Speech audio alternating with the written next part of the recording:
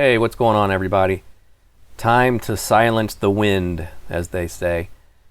Well, yeah, I took a couple days off work. Actually, Monday and Tuesday I worked, and I took the latter part of the week off. Just need a mental health break from my job. It's been insanely, ridiculously stressful. So, took Wednesday, Thursday, and Friday off. So I got a 5-day in a row. What is today? See, sadly, it's already Friday. Man, time flies when you are having fun, let me tell you. But one of these days, I'll be retired. I'll be able to do this shit every day, and I don't have to worry about answering a phone and dealing with my work every day. So partly why I'm doing this YouTube, and I got another channel that's in the works right now, another YouTube channel project that I'm working on that has nothing to do with Moto Vlog. It's completely different. And that's, I hope that, down the road, I'm talking years, man, years down the road, when I do decide to retire, I don't have to wait till I'm freaking 65 years old and not able to walk anymore or whatever. So some of those outlets that I'm trying to do, part-time, in my spare time, I should say, are pretty much, my goal is to provide for my future and have some revenue in-source income, I should say, revenue stream, that's the word. For later in life. And hell, if it takes 10 years to do it, so be it. At least I don't have to work till I'm, like I said, 90 years old. So anyway, enough rant on that, but going down to the Honda dealership right now where I bought the bike, and I mentioned oil in my last video, so I'm kind of on the oil topic right now for the last couple of videos. Sorry about that, but I periodically I check my oil, especially soon after I change it. Like if I go ride maybe 100 miles or so, and I checked my oil with the dipstick, and it was dry. There was, nothing to be found. I'm like, what the hell? Because when I changed my oil last time, around the 600 mile mark, I filled it to the specs. I think it takes about a quart, a little hair under a quart. And then about a week later, I added a little bit more. And I know I'm not leaking oil or burning it or anything. That's impossible because I keep it garaged, and I never see any oil drips or anything. And I don't even ride it that much. So I'm thinking that when I did my oil change, after I rode it for about 100 miles, incorporated the oil in the engine and the filter area, like I said in my last video, I guess I just needed to add a little bit more. So I don't know how low it is because the tip of the dipstick is dry as a bone, man. So I'm like, oh shit, I better, just go get some more oil. I know there's oil in there, don't get me wrong, but I think I need to top it off a little bit. So just to let you know, that might be something you guys want to keep an eye on. Again, that was my first oil change at 600. And when I looked at the indicator on the dipstick, I don't see anything. So it's interesting to me though. But so I'm going to go get some oil at the dealership, the Honda engine oil. And of course, when I did this video, I forgot to show the oil, but I'll do that in another video. But it's just the Honda, I think it's like GNR4 or something. It's the 4-stroke Honda brand oil, 4-stroke. Make sure you get the 4-stroke, not the 2-stroke. But anyway, I'm going to go get some of that. And when I get back, I'm gonna add a little bit, just a tiny bit, maybe an ounce or two, just to see if I can see any oil on the dipstick. So, and that's what I did. So when I got home, I'm actually providing the audio to this video after the fact. So that's why it sometimes doesn't seem like it's live, because I voice over my audio just so you guys don't have to deal with the stupid wind noise and stuff. I can't stand that when I watch a video and somebody has nothing but just, it's like that's not entertaining to me. So that's why I have a separate audio track. And I think that's good for me because the way I do this and the way I do build my videos is I can actually watch the video and I can talk about things that I might not be aware of actually when I'm recording the video part of it, if that makes sense. So like now, so yeah, I went to get the oil. I'm going to the dealership right now to get the oil. And then when I got home, I put a little bit in, and I think like I said, it was about an ounce or two, maybe, I don't know, maybe 2 or 3 ounces, I don't know. Not much at all. And then when I checked it again, sure enough, there was plenty of oil on the top part of the indicator where the little tiny X's are. If you take your oil dipstick out, and if you can see, other than me, I got to get my specs on, but it's got maybe a 1/2 inch on the oil dipstick. There's like a little series of X's. Okay, so you want to make sure your oil is present within that range. You know, ideally in the middle or whatever, or at the very top of the X's, and that shows that you have the correct amount of oil in your engine. So after I did that, yeah, plenty. It actually went over just a hair. You don't want to overfill it, so you got to be very careful when you fill these little engines, because you could add too much, and that wouldn't be good.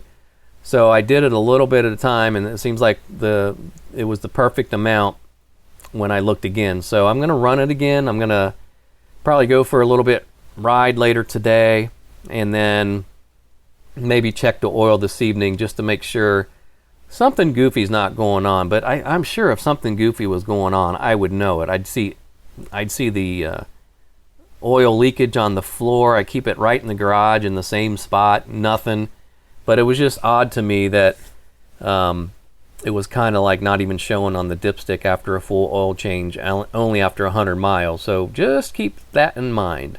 And anyway, the little review I did on the bike in the previous video that I just did recently, I got caught up in this oil topic. But no, so I'll continue a little bit on this video about kind of the review of the bike.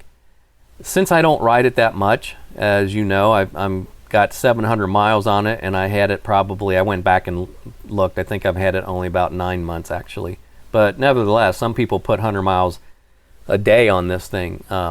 Somebody will get to 700 miles in a weekend, you know, so I just don't ride it that much. And when I do, I like the little casual trips around the neighborhood and just, you know, down the road and back. I don't go like an all-day trip like some guys do. I mean, that'd be nice, but maybe one day I can do that. But and that's partly my choice. I don't know if I would get bored with that, just riding for hours and hours on a road. So I like the little quick jaunts, and you know, everybody's different, man. Everybody's completely different. But one of these days, I mentioned Cowan Lake, and I remember some people commenting on that, but I'm going to get to Cowan Lake this summer, that's for sure. I don't know when, but hopefully soon. I'll just have to plan a weekend. To see, the problem is it's like every time I work like my ass off during the week, Monday through Friday, so I can't really take a long road trip during the week. So unfortunately, the last couple of weekends had been calling for rain and pretty shitty weather, so I have not been able to really plan this long road trip that I want to do.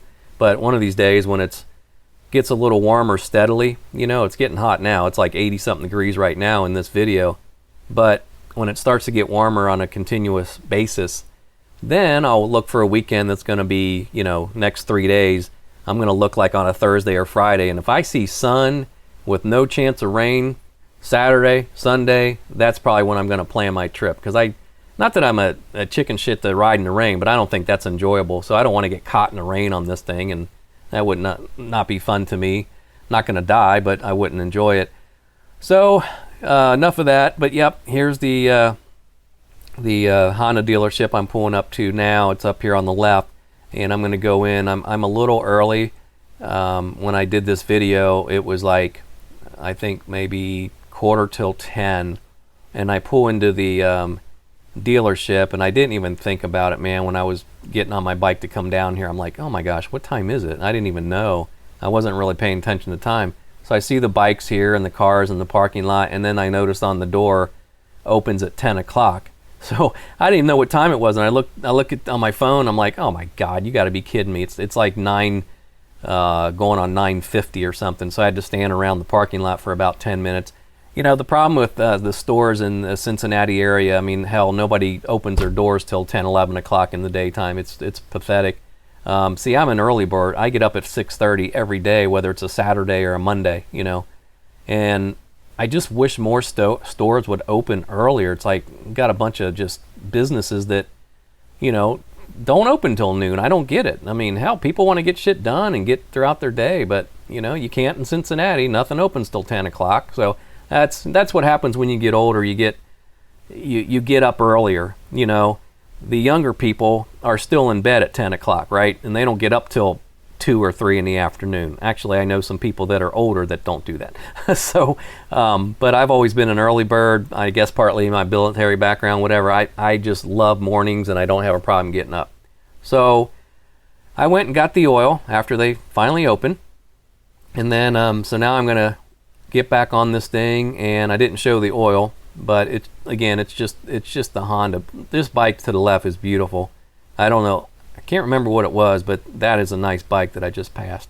I like looking at the toys. The Honda dealership I went into, though, like has zero inventory. There is like literally 5 bikes in the whole place, so I don't know what's going on with that. But I guess they can't keep them stocked. I don't know. There was an African Twin in there that I really like, but I'm too short to ride an African Twin because I think my inseam's only like 29, 30 inches. So the African Twin would be way too, I couldn't even touch the ground, and that would not be fun. So with that said, the African Twin is nice, but it's just a little bit too large for me. But yeah, it's just a little bit too tall. I'd come to a red light and fall over because I wouldn't be able to touch the ground. I feel like a little kid sometimes. It sucks when you have short legs, but you know, thanks Mom and Dad. What can you do? I think I was the tallest one in my family at like 5'8". So what can you do? What can you do? But yeah, I love the African Twin. That is just an awesome bike. I love the looks of it. I like the DCT transmission. I like basically an automatic bike, just like the ADV 150.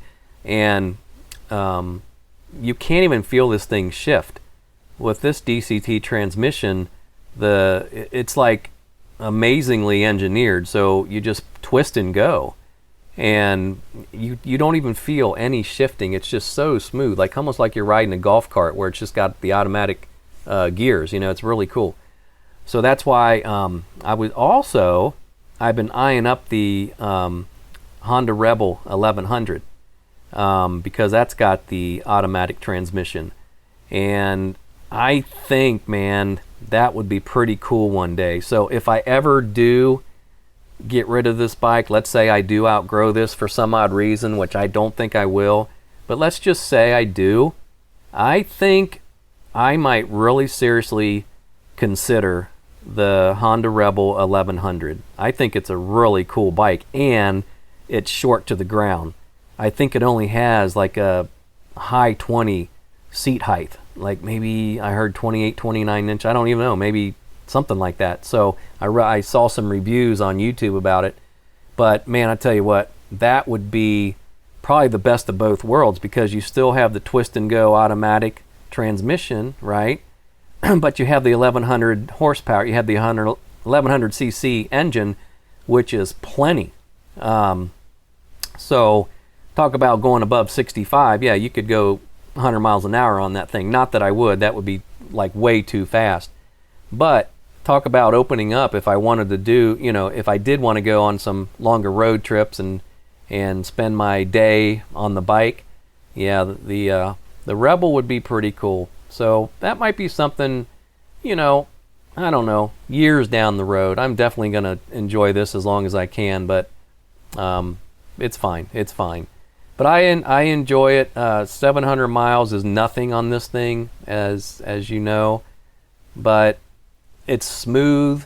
You know, it's when you, like I said, when it shifts, you don't even know it. You can't feel any sensation of it shifting. And the ride is really smooth. They did a great job with the little beefier suspension that was more designed for off-roading, I believe. But even on dry pavement, and I don't really take this thing off-road, don't have any desire to really, but if I ever do, I think that would be something cool to check out, and I'll definitely make a video on that. If I ever find a place to ride that's off-road, I think that would be a pretty fun little adventure, you know, in video. But it's real smooth. The tires I was a little worried about because it has the more aggressive traction, you know, knobby tires. Not really knobby, but you know, just a little more aggression on the tires. But I thought I would feel that on the road when I first saw this. I'm like, I don't want this thing to be loud and feel like I'm riding a dirt bike on the road, but honestly, it's nothing like that. They engineered them really well where you don't have that sensation. So if you're thinking about that when you see the tires on this, just know that, yeah, I thought the same thing. Like, wow, are these tires going to be noisy, or should I go with the PCX 150 where they got the smoother tires? But you can always change the tires on this too. Keep that in mind. It's not like you can't, but I don't think it's a problem at all. The windshield, the windscreen, it's designed to kind of move the wind over your chest, over your head, and I think for the most part it does a decent job. It really does. And I always leave it in the most outward extended position. It's kind of a weird thing why they made that an adjustable windscreen. I don't understand. I never messed with it in my life. I figured out, that it works best when it's extended all the way out and up, and I've not touched it since. So I get, all these things I think that the manufacturers do are sometimes, to me, they're a little gimmicky on, hey, if we have this adjustable windscreen, that's going to entice more buyers to this bike versus the Yamaha or whatever. Maybe.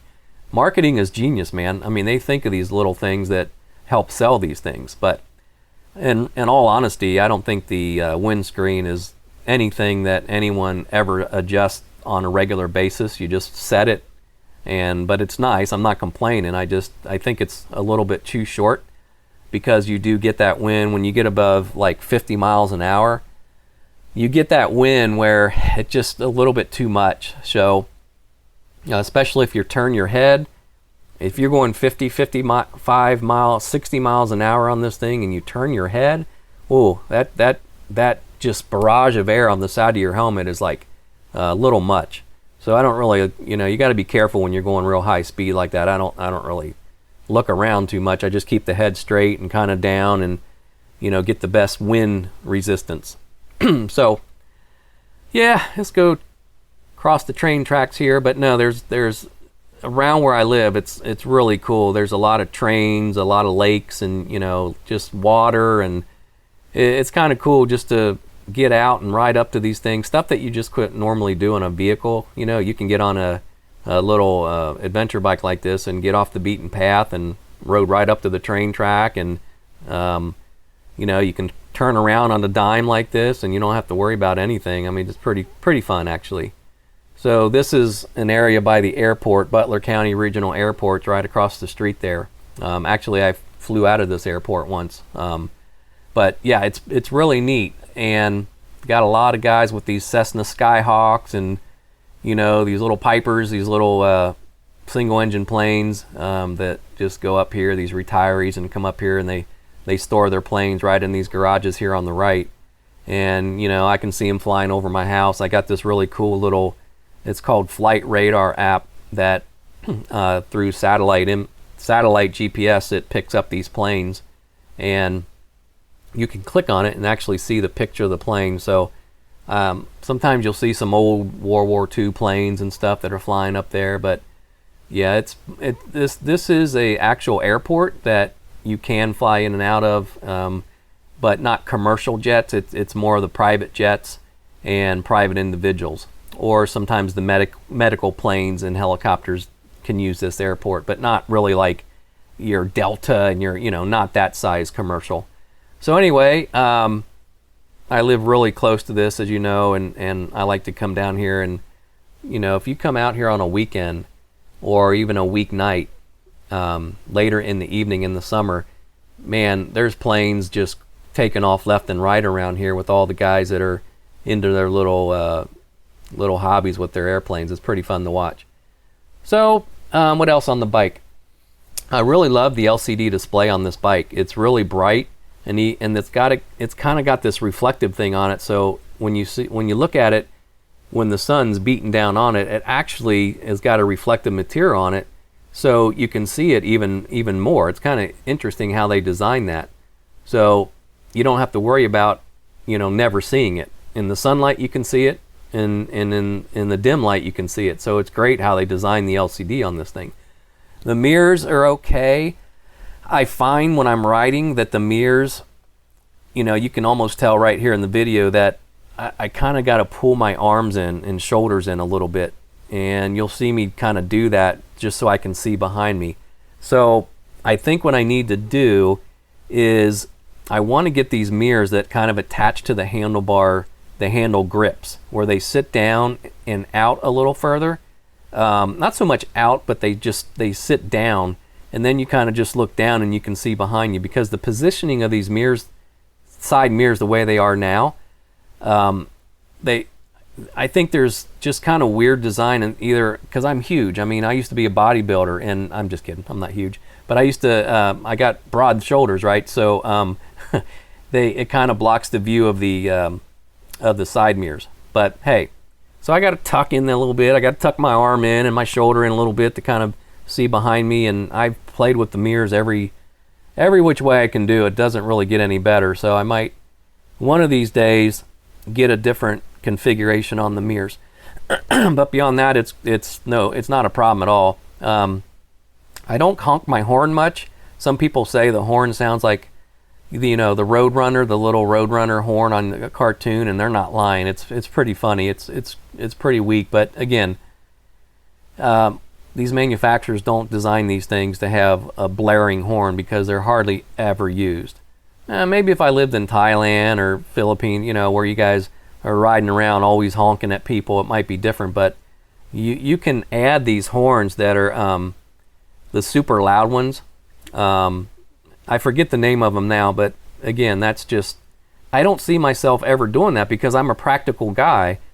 And so I figure, now if I use my horn a lot and I was in city traffic and I'm not. I don't think I've honked my horn one time on this thing. Why do I need to, right? So my upgrades will be a seat, because I do think the seat, although it's perfectly fine, I would like a better seat. I'd like a seat that I know the ones in Thailand, that I know the one I'm going to get. It's kind of like more of a bucket seat, and it's got a little backrest to it. So it looks like you'd sit in there and fit perfectly for my size. Since I don't ever ride anybody on this thing, a pillion or any passenger, I'm not going to buy a seat meant for a second rider. So my wife would never get on this thing. Has no desire. I've asked her, nope, not going to do it. So some people just, they have that mindset, they're not going to do it. So when I do upgrade my seat someday, it'll be fine. I'll just get one that I like, and I won't have to worry about, as far as any passenger.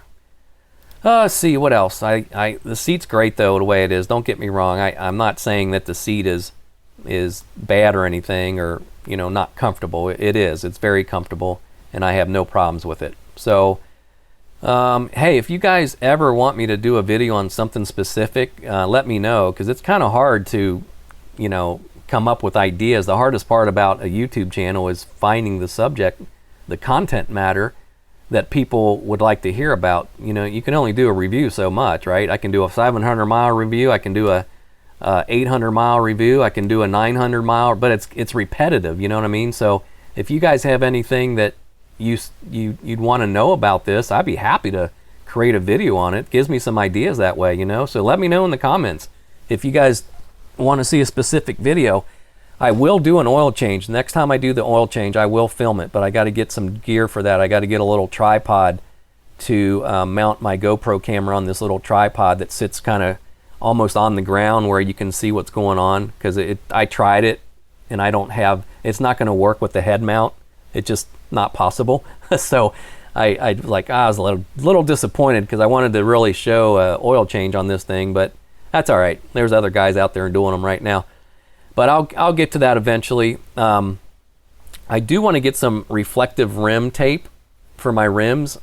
I think I've seen them on eBay where they're even ADV 150, the little reflective like rim tape that you see on some bikes. It's like red and different colors and white.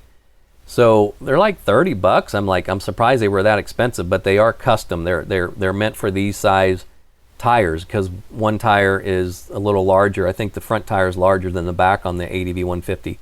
So I know it is. I'm thinking about the reflective tape. If you can buy them in a set or individual, I think you actually have to buy them individually based on your tire size. So that's why I'm thinking maybe it's so expensive. But anyway, so that's going to be a cool purchase. Can't wait. I really like the reflective rim tape, although I don't ride it at night too much, but I might start doing that more often, you know. Trying to think anything else. The light's bright, the headlight's bright, plenty at night. The turn indicators everything's LED and really nicely lit in the evening. So yeah, I love it. No complaints on this bike at all. I love it. I love the quietness of it. I like everything about it. So anything you want to know, let me know. Again, you know, leave it in the comments, and thanks for checking in. Talk to you guys later.